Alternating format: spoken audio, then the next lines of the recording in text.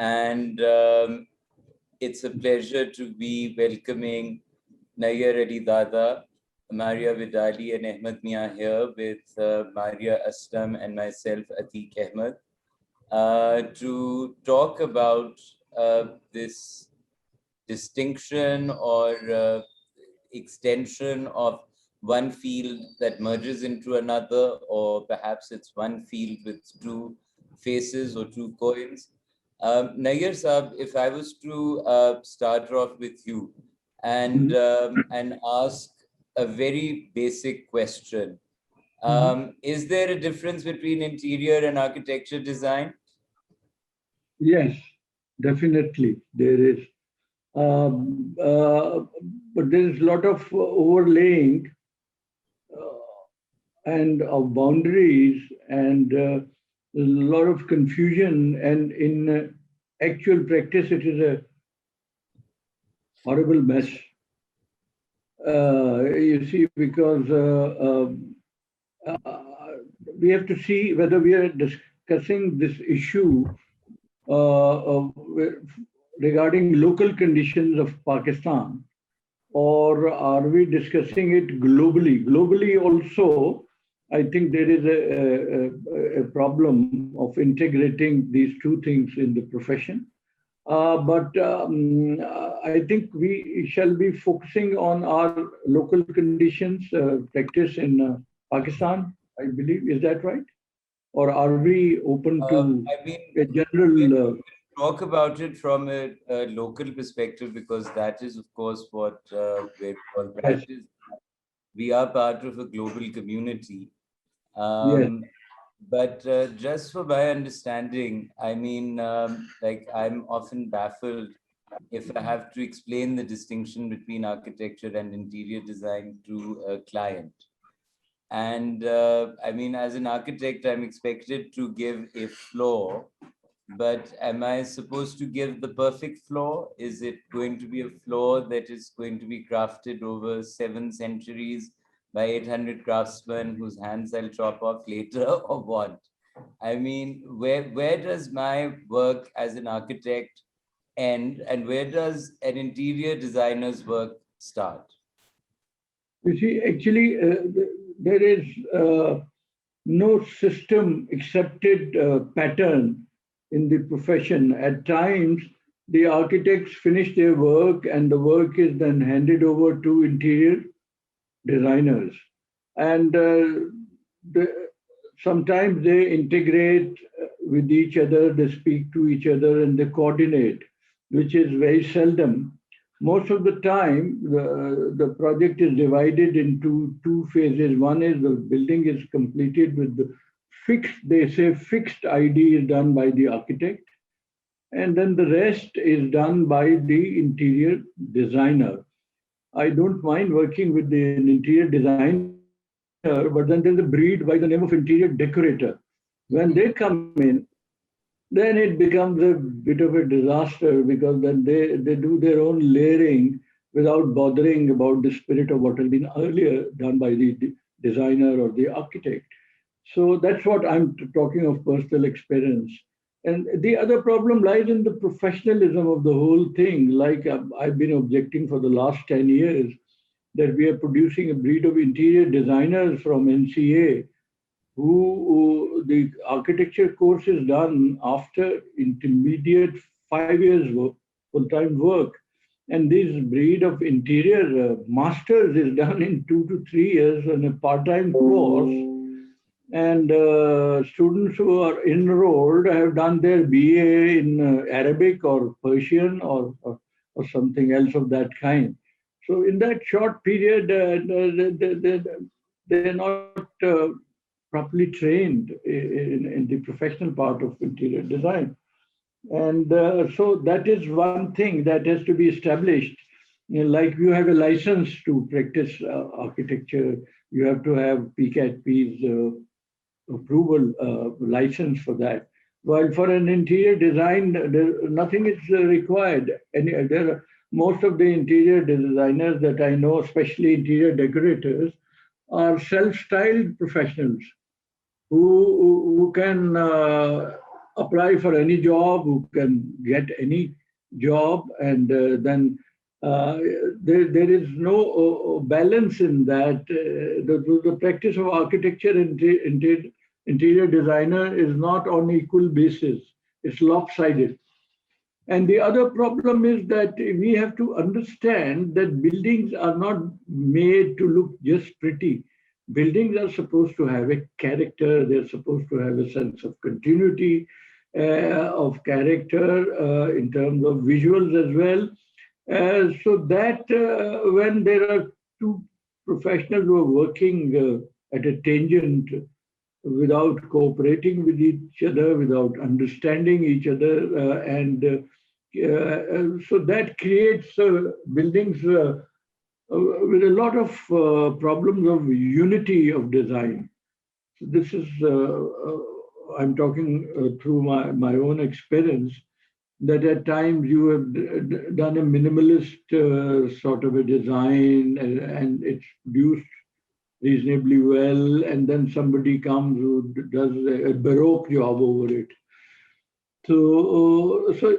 There are problems of this kind floating in the profession at the moment, and it's very difficult to sort them out. I can't suggest how they can I be improved, think I'm going frankly.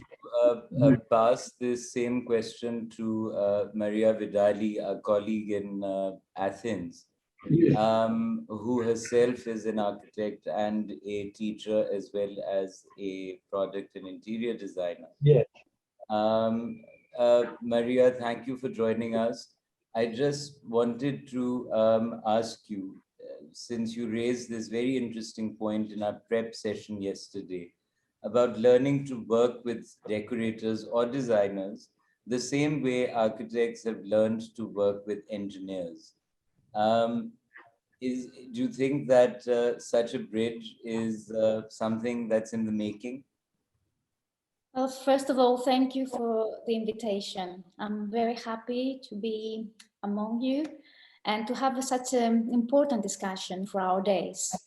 When I was a student, a professor of mine told me that as an architect, you should know how to design from the foundation of a building till the rail or the handles, the concept. There should be a unity. There should be an idea, and to serve this concept and this idea, either it is about a human being, a family, or it has to do for something bigger. So I think personally, I work with small scale projects, and that's why I have the opportunity and the luck to be able to design every detail of this space and project. I think it's very important nowadays to learn how to work together. Since, I understand there are bigger buildings that the architect cannot do everything, but at least at the same time to have bigger teams.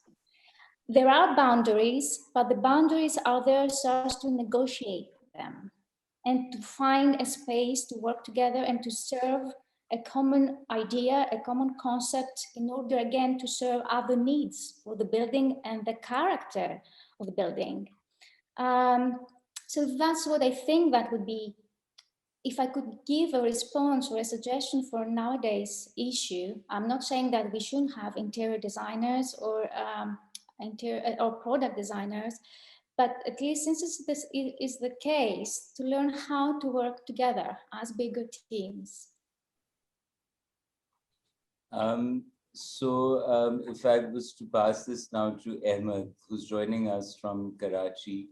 Ahmed, thanks for being here. Just wanted to ask you, what do you think is the distinction between interior design and architecture design?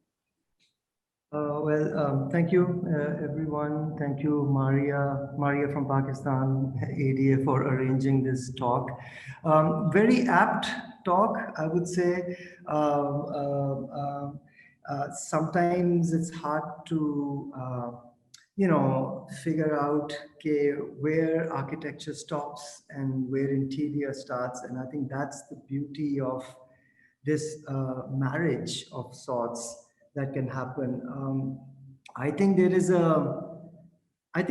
either a fine line or a fat line or a very blurry line between architecture and interior. You know, what is the outside and what's the inside? And I think it also depends on the type of projects, right? Like some projects, there is a very fat line between the outside or architecture per se and what transcends on the inside. And then there are always some projects. So, you know, for example, commercial projects, there'll always be, like we were talking yesterday, just a preliminary chat, that, you know, a commercial building will always have a core and shell and multiple floors. So you really never know what's happening on the inside. But that's the premise, that's the design of the project. For some projects like residential type, the architecture can easily sort of morph from outside to inside. Um, so if you ask me, there should not be a distinction between the two, right? There should be a relationship between architecture and interior, um, and it should be seamless, the way I see it. There should be a seamless language or a certain mood, so, you know, which comes from the out to the in. Taking the same question to Armaria from Pakistan, who's joining us from Karachi. Thank you, Maria, for organizing this talk and getting us all together. Just wanted to ask you, what do you think is a distinction between these things? Or are we actually talking about a kind of Gropius or a kind of Frank Lloyd Wright kind of way of approaching design, which is, as Ahmed was raising, more seamless, connected from the outside down to the sort of, you know, electrical switch. Everything is authored from one mind. Thank you, Atik. First of all, a huge pleasure to be sharing the space with you all, though in the virtual world. Very happy to have Nair Saab on board from Lahore. Um, there are certain projects of his, which I'm sure he would come back later, wherein he has really defined architecture and interiors and have yet blended them seamlessly. So I'm sure we'll hear about that. And of course, Maria Vidali joining us from Tinos, a very dear friend and of course, and an extreme professional at her own end. And Emma joining us from Karachi and is the current recipient of the ADA Awards Interior category. And of course, our very own Atik, who raises all the right kind of noises and voices in the right direction from the environment to architecture. And now today we'll be shedding some light on the interior bifurcation into the profession. So coming back to your question, well, honestly, I have always been quite I have always kind of struggled, let's put it that way, wherein to stop my architecture and initiate the interiors. But I think there's a very relative point in Emma's response, that there are certain projects that demand the influence and the hegemony of interiors very strongly in a project that I'm sure would be discussed. But there have been times when architecture has played its dominant role, and I feel that interior is an outspring of architecture itself. And yes, it is a specialized field, and there are other nuances that have opened up in interiors as well. But primarily, it is the character, it is the spatial integration, which is laid down by the architect. And then, of course, then we start integrating the aesthetic, the feel, the emotions, and all of that into the interiors. So yes, there is a line there. However, we want to mediate it, that's another. And however strong the line is, whether it's blurred or it's strong or it's really very strong, but there is a line there. So just as in earlier times, we were struggling with understanding the dynamics of architecture and the structures coming in. I think that is now where we have progressed, that interiors is also a segment of the built environment that needs to be addressed, because it is now becoming a science of its own. It is now becoming a realm of its own, which cannot be ignored. So we need to work together, but we need to kind of, yes, integrate that seamless. But Maria, I'm going to ask Nayyar Saab actually where this line actually comes from. Nayyar Saab, does this line between the two exist because of a professional delineation between sharing responsibilities or shouldering them rather? Yeah. As Ahmed said, that the nature of the project also dictates this relationship. Like if you're making a building which has to be rented out, then the architect cannot do much about the interior design. It has to be left to the tenant who's going to take it over and turn it into a bank or turn it into an office or whatever. There, the interior designer's role becomes, more independent and more powerful.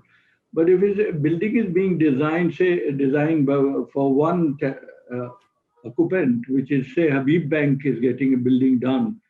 So there, the whole function that the program that they have has to be delivered, and the architect is mostly then assigned to do the whole thing till, like in some projects, like when we did Serena, we did it up to the ashtray, because the last thing we did was to put the ashtrays into.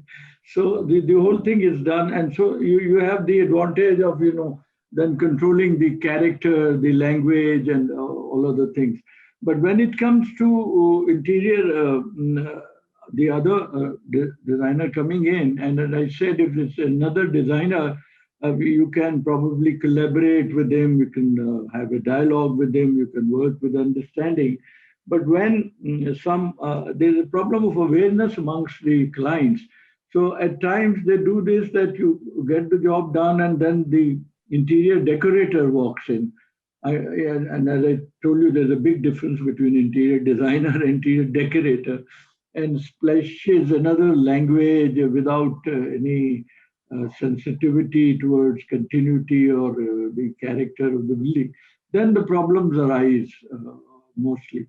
So we have to see that how this practice of working together can become more harmonious, which it is not at the moment. And there is massive confusion of where the work starts for the interior designer and what sort of control is there. I find a lot of confusion in the market work at the moment. So how do you feel this confusion can be addressed and perhaps resolved? Well, please, Maria, what do you want to say? No, sir, please go ahead. Huh? Go ahead, go ahead. Who has done it? No, I said go ahead. I can respond later. No, that's it. It goes straight to Maria. I have felt over the time, when we were studying, when we did our masters, when we studied the masters in architecture, and I would just like to reflect back on Frank Lloyd Wright's work. When we studied Falling Water, the integration of the interior to the exterior was seamless. And since all of us know the project well, if we were to walk into the interiors, it was specifically designed. He knew what he was doing. He knew how he was capturing the views and the vistas and the low ceiling and the stone flooring and the woodwork that was coming in. So there was a thought behind it, but then it was not being called as interiors. It was architecture per se. Again, if we were to go back to Wright's another work, which was the Imperial Hotel. So from the exterior, again, when you walk into the interiors, and these are highly stylized interior where he blends in the East and the West, there is tremendous work that what we call interior design today was happening then. But the discipline of interior design was not mentioned as such, So I am just trying to negotiate that interior was at works. It is now that we are trying to create a definitive line of the works that is happening in the interiors. And hence, accordingly, it has been accepted in different parts of the world. Different organizations have come in. There are institutes of architects, there are institute of interior designers, and especially now, accordingly, courses have also been developed. So I think that when you ask the question, how does one respond to this confusion? I think that is what is being said, how to deviate the two, so that the understanding of the architecture and the interiors kind of somehow settles into the realm of the work as well as into the clients. I mean, that is... But Maria, I would ask this question, perhaps from Ahmed. If we look at a Renaissance palazzo, would the frescoes be interior design or architecture design? I don't look at that type of architecture anymore. it's But 2020. Sort of, gaze at some. Okay. Yes. Manifestations here. So I've put together a presentation. If I can present that now or later, and that's where what I actually talk about, that in the past, right? How design or decoration per se becomes architecture, and how it morphs into the physical form itself. But again, the problem is, do you need that now, right? So it's I'm sorry, I'm a modernist, so I don't believe in that extra layer of information on a building. It's not apt for me. I would rather look at the building or the architecture of the building as its performance value. And when it comes on the inside, again, I'm not interested at particularly, and this is my own personal view, is that I'm not particularly interested how it looks, but how it performs, right? You could have a Renaissance style interior or a postmodern or a retro style or a vernacular style, jo bhi hai. I mean, everything is cool as long as it performs and it provides sort of comfort value, and not just aesthetic, but a physical, tangible value to its users. Then that's the way it should be. But Maria Vidali, do you think that actually buildings, the most significant part of the building is actually the interior? So how, I mean, can we actually, separate the most vital part of a building from the author, shall we say, for lack of a better word, of that building? Well, I'm not saying that the most important part of the building is the interior. I mean, something that we should look at is that we have an interior, we have the building, we have an environment, we have the sun, we have the nature around us. This is also part of our thinking and our consideration. I think one of the biggest problems nowadays would be how much do we consider nature and the natural environment that in relation to our buildings first, how we build in this environment and the landscape, and then in the interior. For me, into my concept, there are all of those. So, but and there is always a threshold in any case. How do the exterior and the interior is extremely important, and moving inside, outside, there is a threshold, there is a gate. Possibly in some buildings we see it more clearly how important is the gate to enter from one world to the other. But coming back to your question, I think that we should have an idea, to know what we want to do and what we want to say with our work.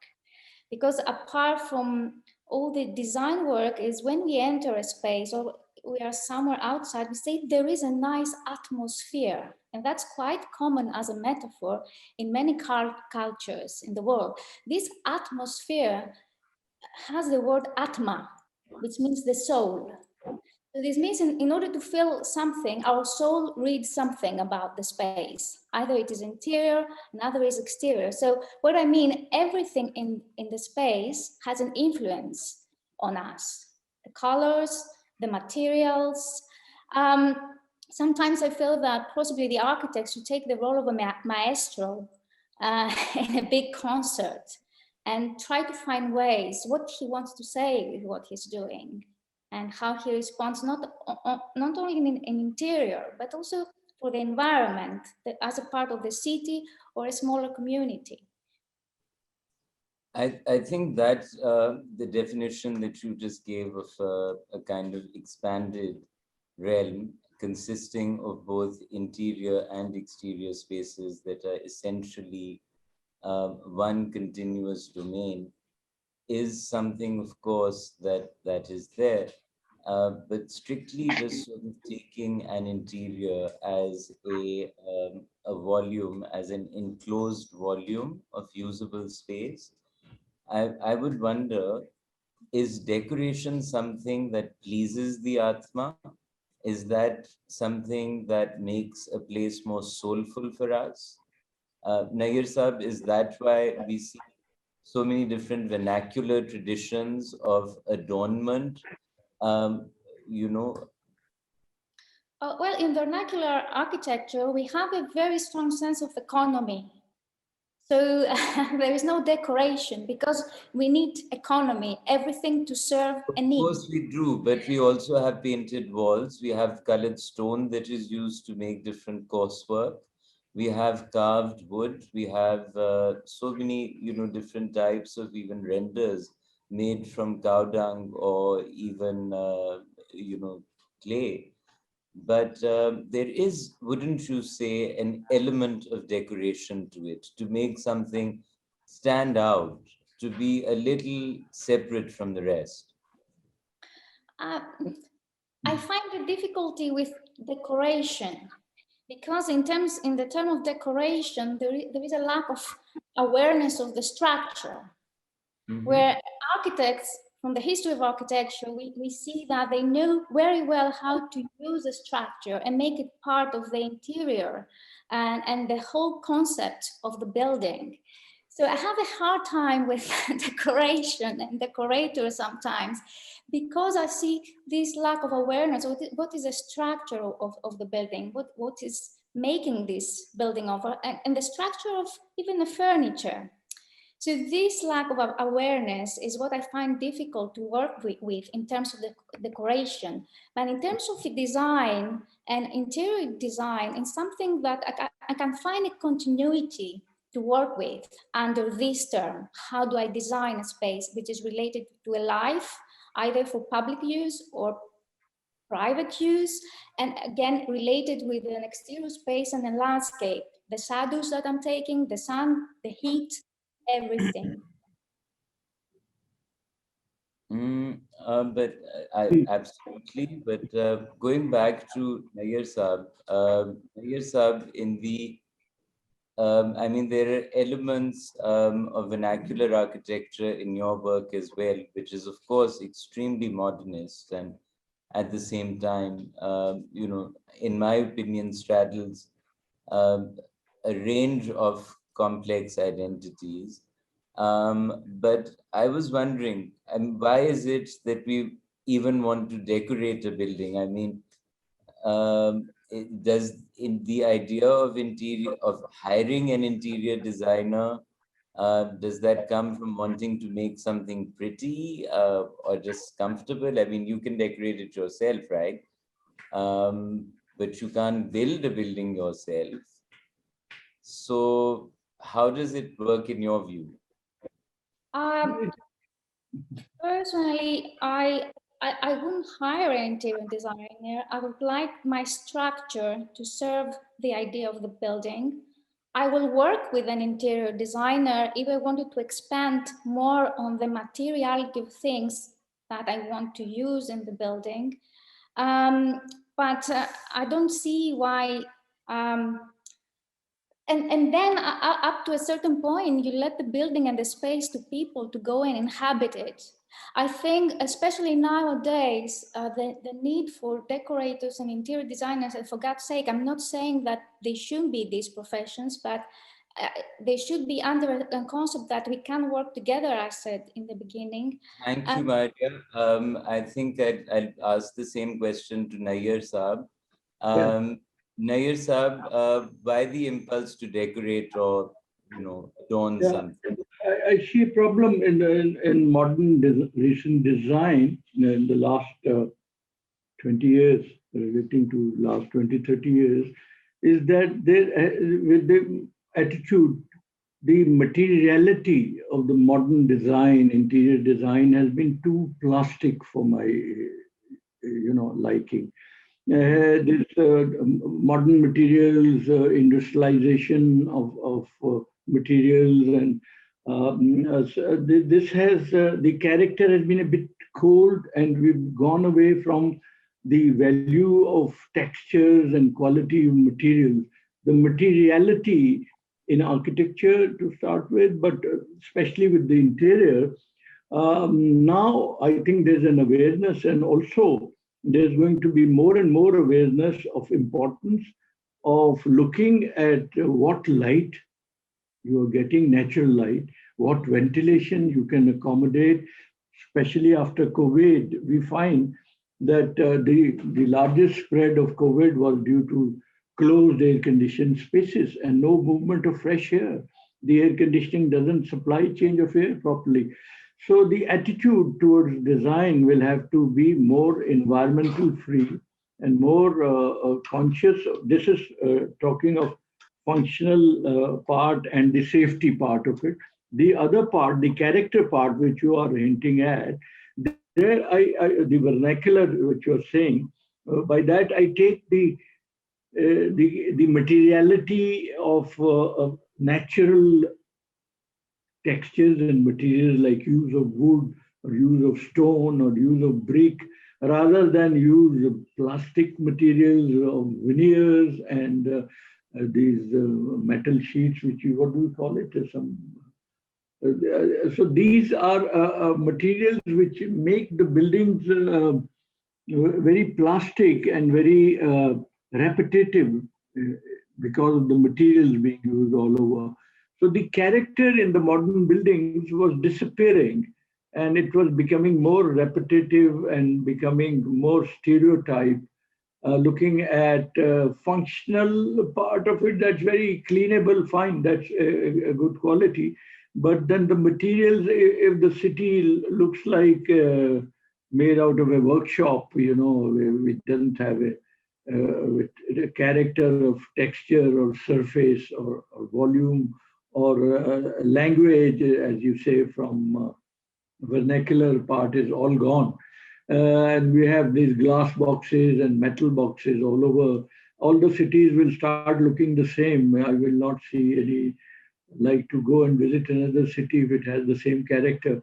So it is important, and sensitive architects do work that way, that they are able to somehow, in spite of modernism, in spite of the factors of economy and function, they are able to bring back a character in those buildings by the good choice of materiality, good detailing, and it automatically creates some kind of an identity because of the choice of materials. So Nayyar Saab, going back to some of your work, in particular, the house you did for Mia Naseem Sehgal in, I think, 1968. And then I think there was, perhaps it was in the 70s, the Shakir Ali Auditorium at the National College of Arts. That's right.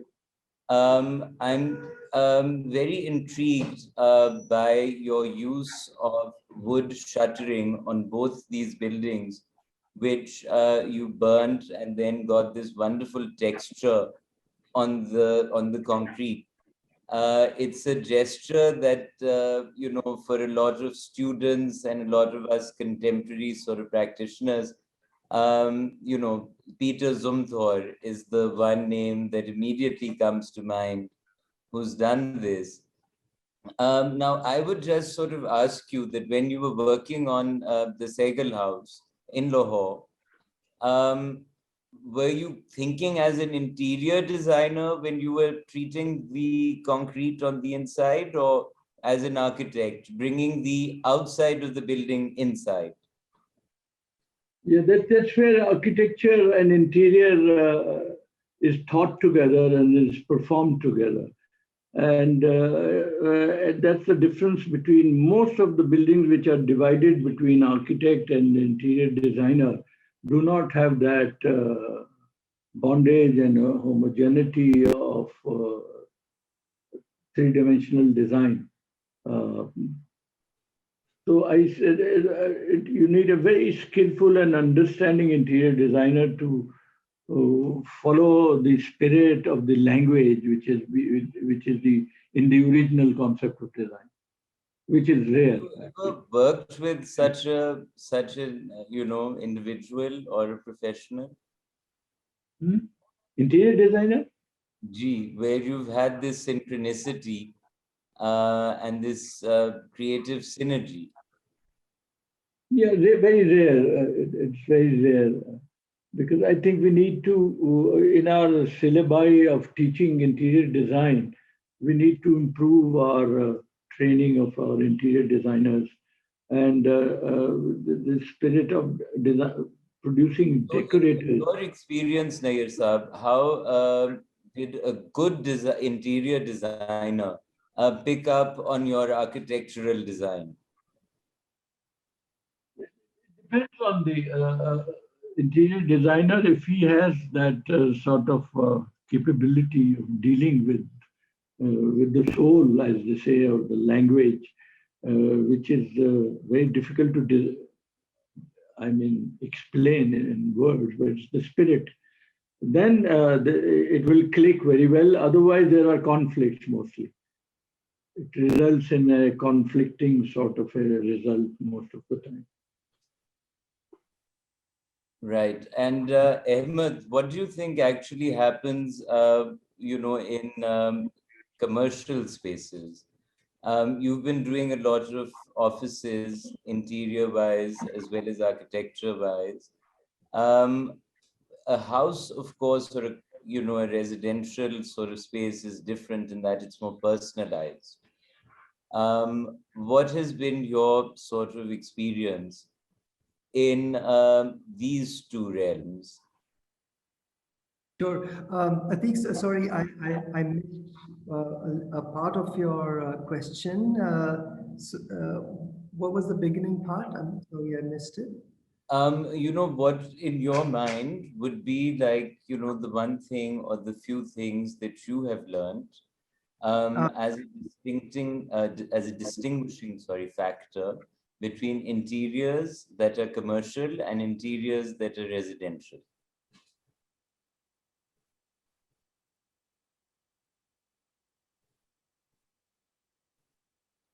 Hello? I think we've lost Ahmed.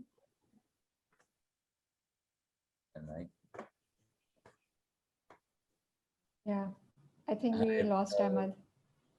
Hi, Maria. So can I pass that question to you? So would you mind if you repeat the question? Yes, of course. The question is that essentially, what in your mind would be the distinction between commercial interiors and residential interiors? Well, again, it's the idea should involve where this is located. Mm-hmm. What is the building that is hosting the users of any kind? And of course, when it is a commercial interior, has to do with a lot of people, different layers of different public layers coming to more, and private layers in the space.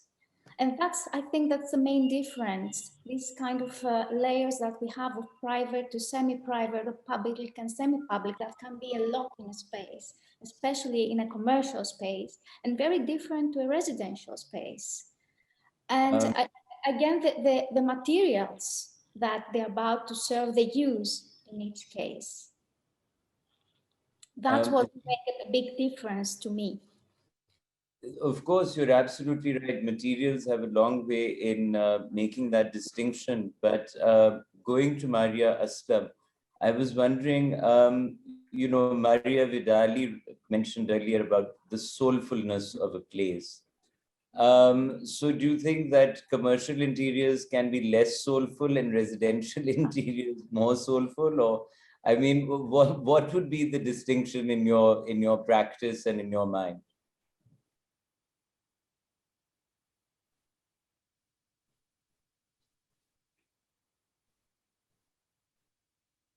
Maria Aslam, that's for you.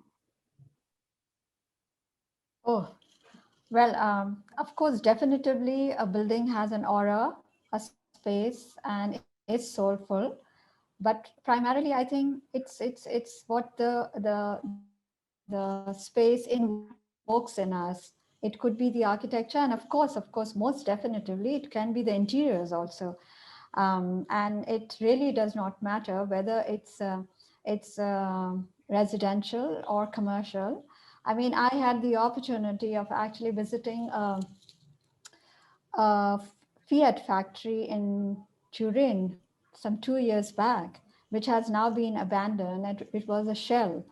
And what they have started using the shell for as an adaptive reuse, they have kind of used it as an academic center. They also have some adjacent shopping mall, and they have also created a beautiful hotel. And all of this has been done by Renzo Piano.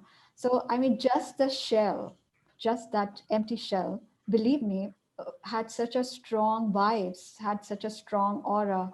And like Nayar was mentioning, beautiful light filtering in, and the view of the city was splendid. So it's called the Lingotto area. I may not be pronouncing it right, but it was amazing. So I mean, I think it is the structure that encapsulates the aura and the soulfulness, and it all has to do with the intent that was thought of, be it architecture, interior. They just enhance it further. So not necessarily. Soulful, sorry, is a word that I find very hard to consume. But to sort of just go to a very interesting, not soulful, but a very extremely interesting question from the audience, which I'd like to pose to Nayar Saab.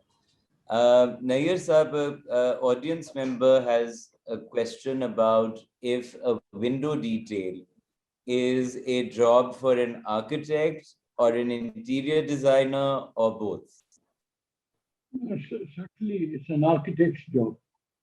It's the architect's job. Yeah, definitely. Definitely, because mostly the interior designer's challenge is to deal with the space created by the architect. And windows is part and parcel, integral part of the architecture. With the interior designer, I don't think maybe mostly they use stuff like blinds or to cover the windows for protection that the interior designer can do. But the windows are already done with when he enters into the project. So that is quite clear, I think. So shall we say now, let's ask a very basic question. Ahmed, is flooring an architect's purview or an interior designer's job? Neither, it's the client.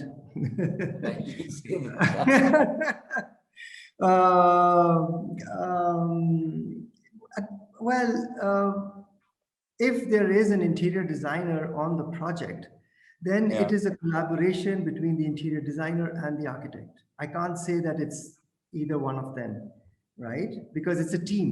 So it's the architect purview and with sort of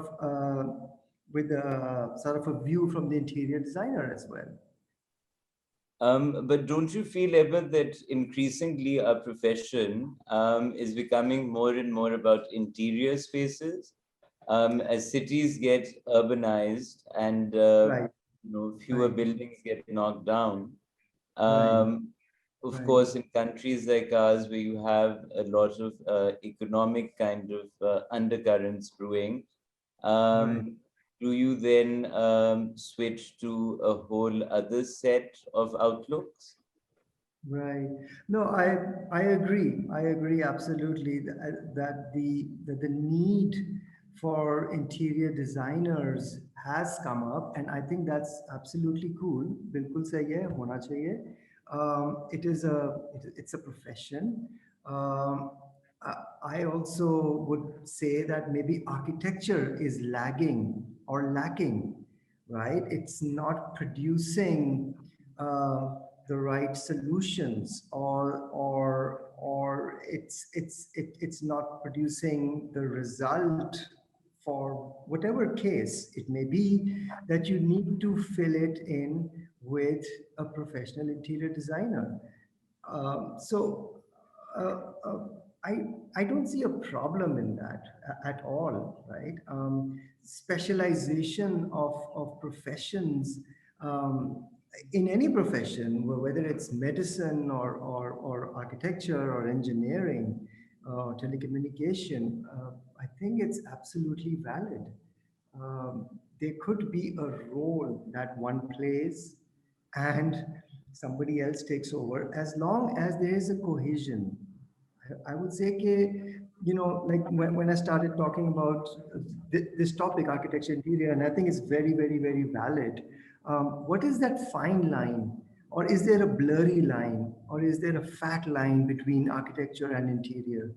Um, and I would say that there should be a very blurry line, so it's absolutely okay to have resources that are working together to sort of produce the end result.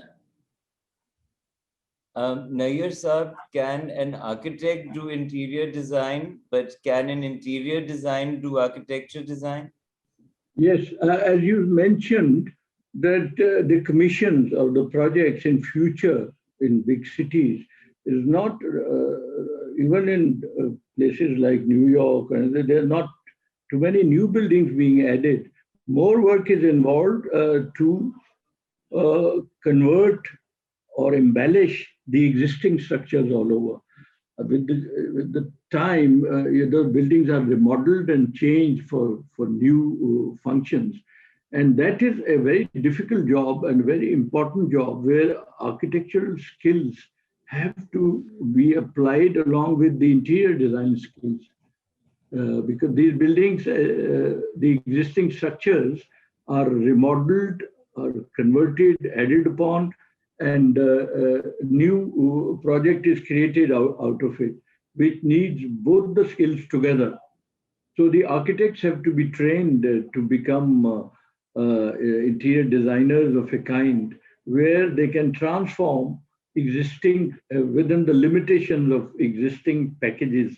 They produced new environment and new spaces for with new sort of perspective. Maria Aslam, would you like to add to that?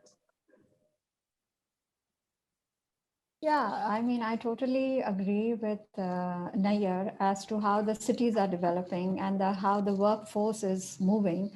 And there's a specially carved out niche now for interior designers.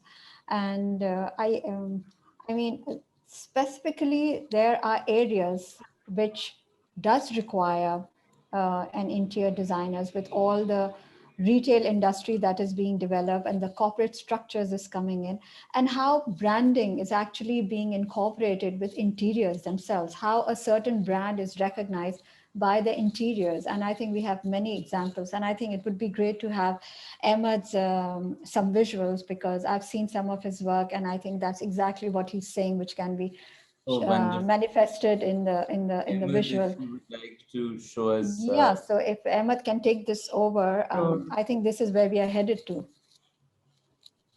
Sure. So I put together just a quick series of visuals, and just to understand this topic that we're talking about, architecture and interior, and where do you draw the line, and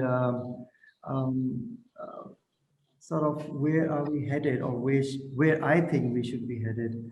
So you can just bear with me for a second. Can you see my screen? Yep. All right. So you know, when Maria asked me for this chat, and I just put together some visuals, and one of the first things that came to my mind was Surat and Sirat, right? And primarily that's how we see the built forms, right? So Surat being architecture per se, and Sirat being sort of the non-tangible, and both are equally important, right? Like you can't deny the physical to the metaphysical, sort of, right?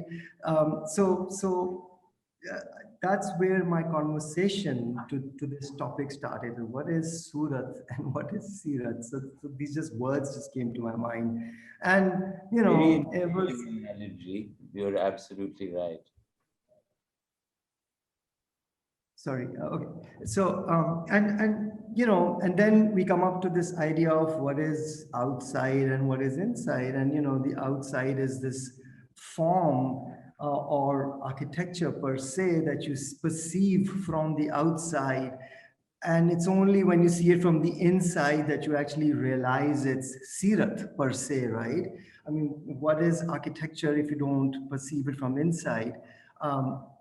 And you know, just a simple diagram like that, like, you know, an airplane from the outside is completely different from what is inside. So it's all very performance driven as well. The plane needs to be aerodynamic, and it needs to conform to certain engineering sort of principles for its shape and form and performance. But on the inside, it's about the person, right, and how the person sits inside. And so it's interesting to see how these two sort of, the Surat and the Sirat, the outside and the inside, sort of start to correlate with each other and are playing with sort of each other. Just another great example of you know, architecture that is defined by some graphic elements like Wazir Khan. Of course, everybody talks about it. Sorry, these pictures are just, I got it from the net, so it's not it's not my own record. Um, uh, but how architecture sort of transcends to interior design back in the days. And you know, this is what this conversation started off in the beginning with Nayyar Saab as well, that how, you know, that and that sort of correlate to each other, as, and then how does these patterns and these designs sort of relate back to the premise of what this architectural project is. Of course, this has been done. It is sort of, you know, postmodernism sort of negated this, and then we moved on from these decorative sort of elements of interior design. A very interesting example that I've, you know, from back in the days, of course, is this collaboration between Rem and his partner Petra, right? And how architecture again starts to define this very, very blurry line between what's inside and what's This is a outside. really interesting house because I don't know if you've seen the documentary called House Life. No, I haven't. So this is a film by two, if I'm not mistaken, Dutch or German filmmakers, but essentially they're looking at the interior of the house from the Right. perspective of the maintenance of the house, from the housemaid's perspective, the entire film. Right, right, And right, the poor maid has to start gathering those curtains that we see in this visual from one side, and she right, has to literally, take this one continuous swathe of fabric from one end of the house to another. By the end, the poor woman is dwarfed by the fabric that she's trying to wrap. She's seen complaining about the staircase and how the architects who designed this, I mean, surely never vacuumed something in their life, So I'm right. wondering that the Surat may be Haseen, but the Sirat certainly is. Yeah, the Sirat was hell for the maid. But Atik, sure, experiment, and it's a question that the architect asked. Now, I'm not saying that this is the perfect solution, but I don't, do we really know what is the perfect solution of the inside to the outside? With this parameter that maybe and maybe doesn't work. But it's a great question to me, at least to me, of the architect and the designer that they asked of what these relationships can be. And of course, this is not the best examples, but again, as a conversation, I thought it was a very interesting element to sort of look at. Another very interesting example is Fujimoto, right? So he's doing this really interesting building where balconies start becoming like these tree-like structures, and he's moved away from the conventional balcony. So what is the outside and what is the inside? And or the inside sort of protrudes out to become the outside. And where do you draw the line between architecture and interior? Again, so I think this also produces this concept of that there is possibly a blurry line between the two. So the outside becomes the inside, and the inside becomes the outside. Another really interesting example of this public toilet. Yes, it's never been used, but the whole theory behind it, or just the question that the architect is asking about how nature and your privacy sort of correlate with each other. Um, Again, a question, and you might have an answer or you might not get to an answer, but the commentary I thought was very interesting, because this would potentially lead to something else, or the answer to our question that we're asking. Um, Going a little bit forward, I thought this was a great project by Foster, and it's a proposal for a developer project. Post-corona world has realized the importance of nature, and how nature is so important in our life. You cannot divorce it. And here suddenly you have nature that just, as forms of natural light or plantations or the environment, or just the whole idea of the person, looking at each other within the confines of a facade or of a skin, and creating these really playful volumes. Of course, these all, to do this in Pakistan contextually will be extremely difficult because of heating and cooling loads. Well, primarily cooling loads. But again, Interesting tangent that you've gone on, because certainly interiors also have to be cognizant of climatic realities, right, and right, can't be executing this building, for instance, in sub-Saharan Africa right, or right. It in would be possible. Kurdistan or in Sindh even.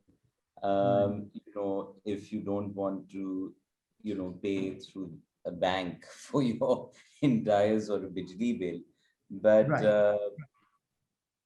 basically what's happening is essentially that we are still unable to pinpoint exactly where one field starts and where another ends. And I don't really know how far our debate has actually helped consolidate that difference in anyone's minds. But in our into it, I guess I'm going to request that we perhaps wrap it up. And if there's anything that we can add to it, perhaps from Nayyar Saab's end or Maria Vidali's end or Maria Aslam's end, I'll be very grateful. Yes, I think one aspect of the real challenge of today's world is as everybody knows, is sustainability as to how our interiors and exterior the architecture and interior design both respond to energy, renewable energy, relating to economy, sustainability, maintenance, and human health, as mentioned by Ahmed. You see, post-COVID factors will come into the future very definitely. And our concern, intellectually, we are always talking about it, but we do not, in our work doesn't reflect it, that how are we relating the man-made environment to the air, to water, and to foliage. You see, so this factor will have to go stronger in future projects of both interior and exterior design.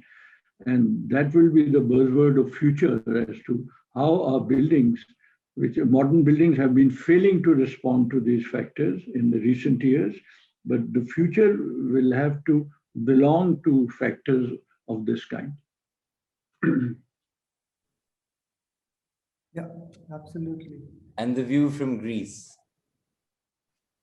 I think that it's a very important time now, especially after COVID, because we have learned how it is not to be living together and how it is to live together.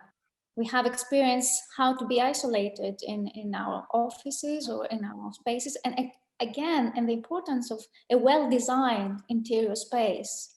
How can you stand being in a space for a very long time without being outside and without being with other people? So I think it's a very crucial time to see the importance of designing to our mental health as well, and to our health in general, both for interior and public spaces. It's a great opportunity for us. And I think as in sustainability, but in sustainability, for how do we come closer to the human way and not to the style, how to come much closer to the core of our humanity. I think that's a very important time, and that's what we should care more about that in the future.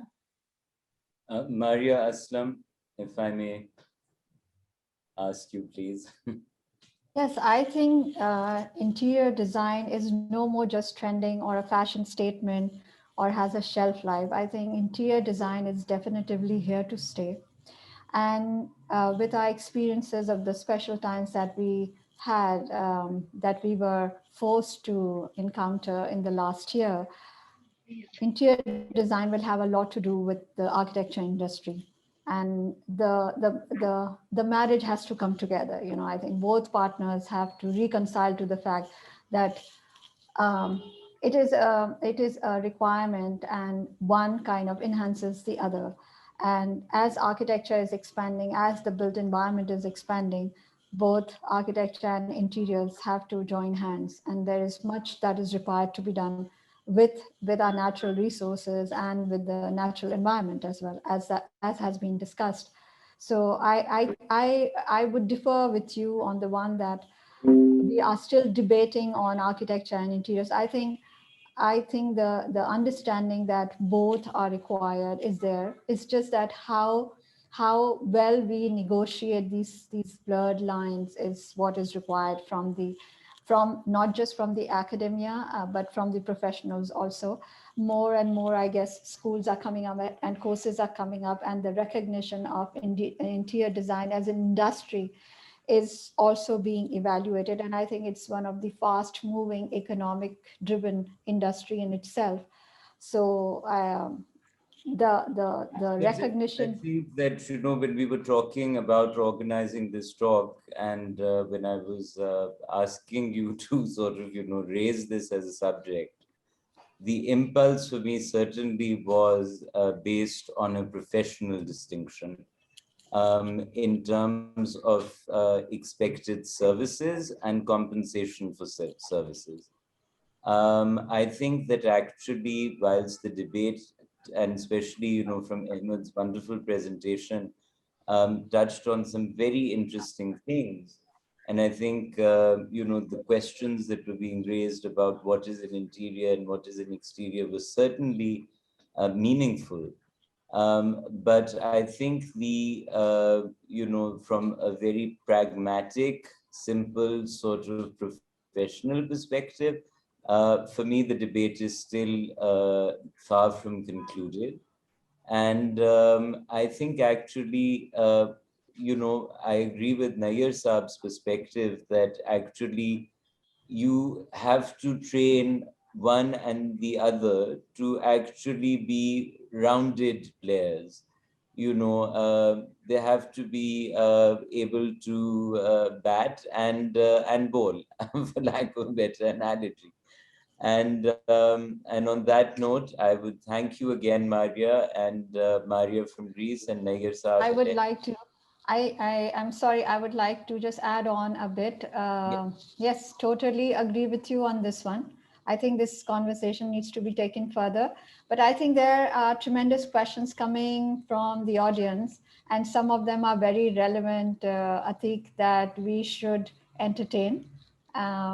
If you can just look into that, and because I'm being prompted at my end to take certain questions.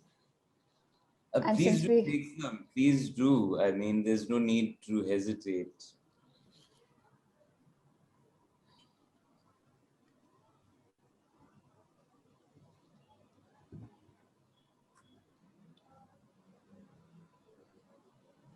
Maria, would you like to read? Yes. So somebody is talking about mental health and the psychological impacts, and this is specific to interiors. Anyone who would like to answer, because since we were so confined into our interior spaces and everybody has had their own experiences of confinement. So what relevance and how important it is now with the interior spaces on our mental health and social parameters. Anyone? I'm just reading one question. Yeah, I think I could respond to that because I mentioned that before. I feel that we need to understand that we don't perceive space and architecture only with our minds. We perceive space and architecture when we touch a material. The space can have a sound, can have a temperature. There is so many things that can affect us in a space. And we can see that there are architects that are working on spaces about people, or a whole village there is in Switzerland about people with dementia.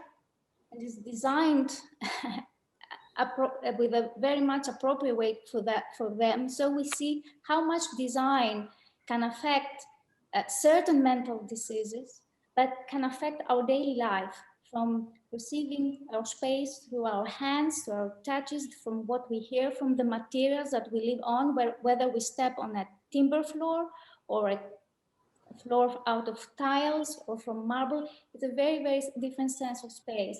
But apart from that, from more specifically, there are architects who are designing for responding to certain mental issues. I mean, I would like to place the same question to Ahmed also, because since he's been particularly involved with the interior spaces, and interior spaces for workspaces where people are confined for hours, and how he's now extrapolating and opening up that spaces with respect to the special times that we encountered in the past year. Yes, absolutely. Workspaces are becoming more and more challenging now. COVID has completely, thrown like in cricket terms, a googly at us, right? So we don't know how to attack it. And now we have workspaces. We have 50, 100, 200 people working within the confines of the shell that is being produced, right? So again, like Mayor Saab earlier talked about sustainability, the environment, it is imperative, right? We cannot ignore the outside environment or what's happening to planet Earth. Enough is enough, right? Pakistan will be suffering. These are UN reports. This is not my own report. That water will become, scarcity of water is going to become a major issue by 2025. What are we doing about that, right? So there are major challenges. As far as offices go, how do we bring people together to work? And how do we sort of create this new concept of workspaces? So like some of the spaces that we've designed, we've started bringing in the idea of agility into the office. So it's not an office with a 2x4 workstations and hundreds of workstations. So we have brought in agile workspaces, loungy spaces, fun spaces and green spaces within the architectural sort of limits that we are given. Um, Point is sustainability, environment, human comfort is extremely important, and it can't be denied. And this is the 21st century. We have the technology. We have the technology to do a lot of things now, and it's just a matter of implementing it and re-strategizing our thoughts, not only for interior design but for architecture as well. Absolutely, it's imperative. Just one last question, or maybe a thought that somebody has posed in the chat. So Nayyar Saab, this goes out to you. Whereas architecture is so defined by the bylaws and the context and contextualization, how do you, so let's put it that way, is interiors an open field, whereas architecture is at times bound with the bylaws and context? So any one of you who would like to answer Here that? is not an open field. Sorry. Nayyar Saab. Yeah, on the interior, there is no pressure of that kind of bylaws and other things, but the pressures are of the budget and other things are there. And also the problem of approval from we suffer from a major problem of bad taste. The people who we work for, it is we have to suffer through.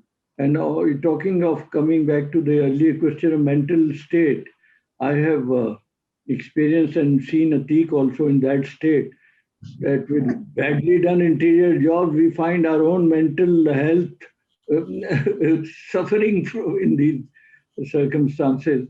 But basically, I remember this dialogue very well, that the buildings, we shape the buildings and the buildings shape us, shape our life. Yes, that is a true statement. Yeah, I think that's a very apt statement. To actually conclude, I am unable to locate Ateek. I think he has had some internet issues. But I think, yes. Mental state. I think, well, what we all have kind of deduced is that Yes, whether blurred, fine, or fat line, the line is there. It's just that how we balance it. I think that's all we can say, because Yes. both the professions, both the faculties have to work together. That's undeniable, and that's the only way in making our environments livable and our mental health intact. I would take this opportunity in thanking all of you and giving us the time. It's been a pleasure talking to you, and to all the audience that have joined us and are watching us on various formats. Thank you all for joining us, and we shall be back again. So you all have a very good weekend ahead and a very good evening. Thank you all. Thank you. Thank you. Thank you. Thank you. Very much.